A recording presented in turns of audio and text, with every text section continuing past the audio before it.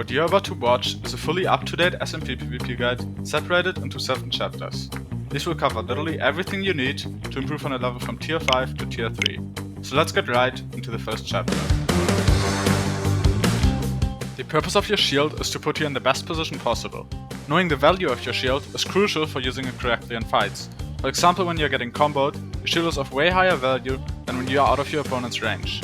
As shown in the following clip, you can sacrifice your shield by sprinting someone away when they disable it to get more hits. In this section, I'll be showing you how to disable shields in the most efficient way. Your main focus to counter your opponent's shield timing should be to get them in a position where they have to shield in order to prevent taking damage. Then you can easily disable their shield and hopefully win the trade. By fighting the same opponent a lot, you will usually get used to their shield timings and be able to disable their shield more frequently. In the end, practice is the key to getting good at shield disables, just like with most other stuff. There is a few common shield timings though, for example shielding right after gapping, after the second hit in a combo.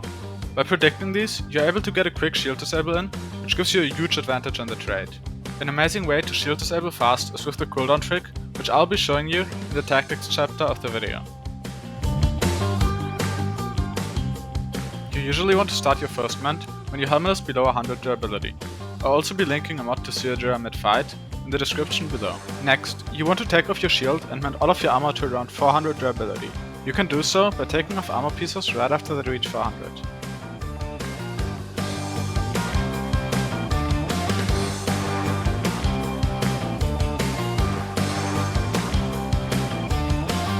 For the second mend, our goal is to get all of our armor pieces to the most even Jira possible. A good way to do this is to split the XP you still have in half and throwing the first half. After that, just mend to the Jira of your highest piece. You also want to keep around 3 to 10 XP here, which you will use to make your Jira as even as possible one last time when it's close to breaking later on.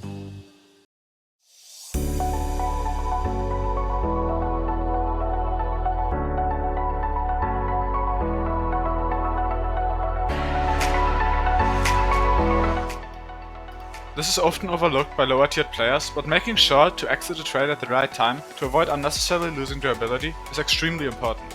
Disengaging is often a good idea when you're in an unlikely position to win a trade, for example with a broken shield and on low health. On a health below 3 hearts, you should also offhand your totem alongside pulling to heal. Once you're out of a trade and far away from your opponent, you usually want to gap to full saturation and then start the next trade, as shown in the clip. The cooldown trick basically allows you to damage your opponent for the value of your sword if they don't hold up their shield, while being able to disable their shield if they do hold it up. To do this, you click at the exact same time that you switch to your axe. Aggro mending is where you pressure your opponent while they mend, while also mending yourself. You want to stay at a decent range from your opponent and mend while watching them. Once you see them take off their armor, you pull at them. This tactic gives you the ability to either kill them while they have no armor on, or pressure them if they get their armor on, allowing you to drain their armor durability as they struggle to recover. This tactic involves swapping to the no KB sword and using it to gain pressure on the opponent when they are running away. This reduces their knockback and lets you land extra hits. It gains lots of Dur and can even help drop your opponent, as shown in the clip. In this section, I will go over where and how you can practice most efficiently to improve the fastest. The best way to improve is to practice what you're worst at. For example, if you're already very experienced at sword, you should try getting used to using and breaking the shield in SMP by focusing on that aspect. If you instead feel like you're already very experienced with shields, but feel helpless when it's disabled, you should try practicing without using a shield at all, or playing game modes without a shield, such as sword.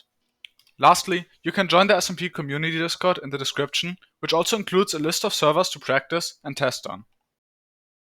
There are a few mods which are pretty necessary in SMP, which include Inventory HUD, Health Indicators, Apple Skin and Shield Status. All of these will be linked in the description. Thanks a lot for watching until the end, and don't forget to subscribe.